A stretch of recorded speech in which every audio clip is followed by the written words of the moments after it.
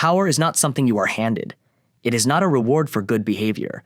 Power is taken, and it is engineered through strategy, manipulation, and a deep, unflinching understanding of human psychology. We are taught from a young age that the world operates on fairness.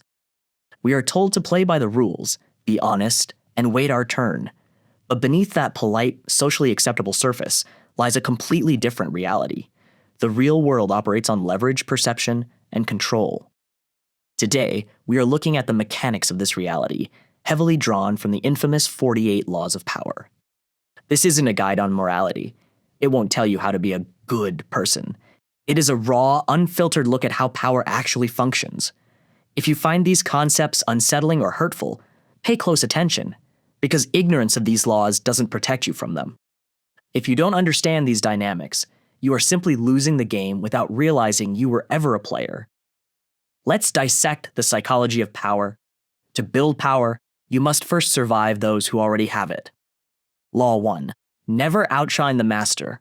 In 1661, Nicolas Fouquet, King Louis X-IV's finance minister, threw the most spectacular, lavish party in European history. His goal? To impress the king and secure his position.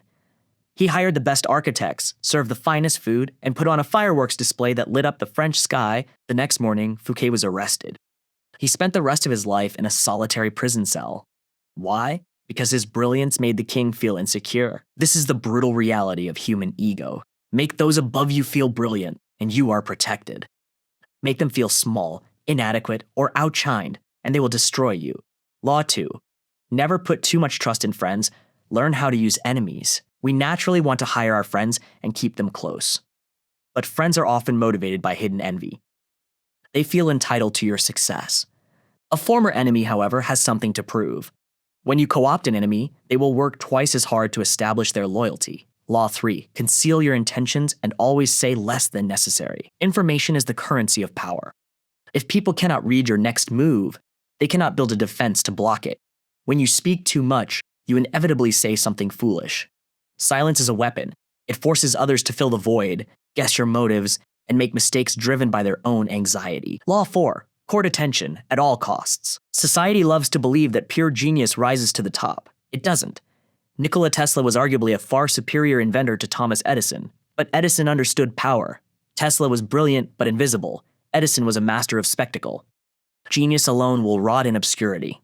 The person who captures the public imagination, who commands the spotlight, is the one who wins the history books. Once your foundation is secure, power requires offensive strategy. It requires viewing your interactions as a battlefield. Law 5. Use selective honesty to disarm your target. People are naturally defensive. If you approach them aggressively, their walls go up. But a single unexpected act of honesty or generosity can dissolve years of suspicion. Think of the Trojan horse. A gift was used to breach impenetrable walls. Give them a truth they want to hear, and they will open the gates to their mind, leaving them entirely vulnerable to your actual agenda. Law 6. Crush your enemy completely. This is where many falter because they want to feel merciful. Rome fought Carthage for decades. When Rome finally gained the upper hand, they didn't just defeat the Carthaginian army. They burned the city to the ground, sold the survivors into slavery, and salted the earth so nothing would ever grow there again. A wounded enemy is not a defeated enemy. They are a future threat waiting to recover. Mercy, when left unearned, is a fatal liability. If you must strike, leave no room for revenge. Law 7. Use absence to increase respect and honor. Scarcity creates value. This is basic economics, but it applies perfectly to human psychology. When you are always available, always in the room, and always speaking, you become ordinary. Strategic withdrawal forces people to notice the gap you left behind. Law 8. Do not build fortresses to protect yourself. Isolation is dangerous. When under attack, the instinct is to retreat and build a wall. But a fortress cuts you off from the lifeblood of power, information, and connection. Isolation makes you an easy, visible target. True power lies in mobility and blending into the crowd, keeping your finger on the pulse of the network. Power is not just what you do. It is who people believe you are. Law 9. Recreate yourself. Society will try to assign you a role based on your background, your appearance, or your past. Reject it. Do not let others write your script. Build your own identity deliberately, and forge a persona that commands attention and respect. Law 10. Play on people's need to believe to create a cult-like following. Humans are remarkably irrational. We are emotional creatures who use logic merely to justify what we already feel. Cult leaders like Charles Manson understood this terrifying truth. If you replace the logic in people's heads with a compelling story and a sense of mission, they will follow you anywhere.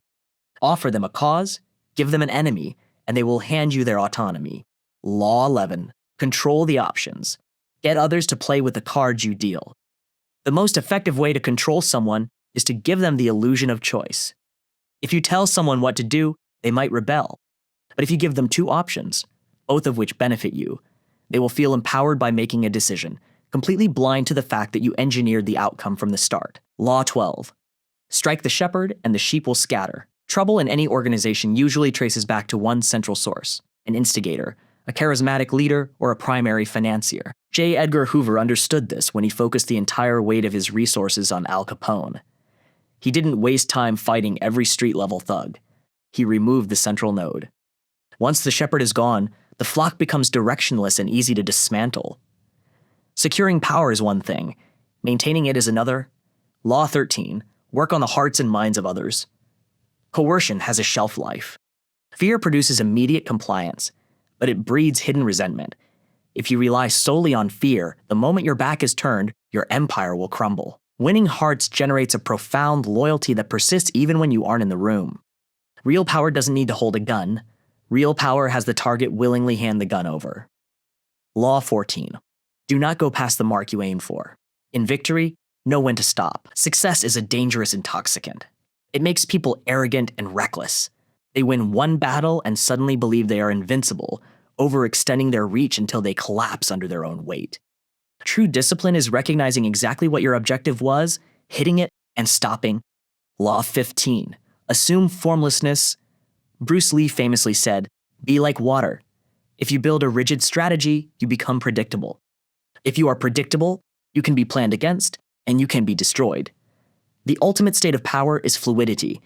You must be able to adapt to any environment. Abandon old plans. You might look at these laws and find them cold, manipulative, or even deeply unethical. And in many ways, they are. They strip away the comforting illusions we hold about human nature, but gravity doesn't care if you think it's fair when you fall. Power operates on the exact same principle. It is a functional mechanic of human interaction. It exists in the corporate office, in political arenas, and even in the quiet dynamics of your own family. You can choose to ignore these realities, clinging to the polite surface of how you wish the world worked. But if you do, understand the risk. You will forever be at the mercy of those who have read the rulebook.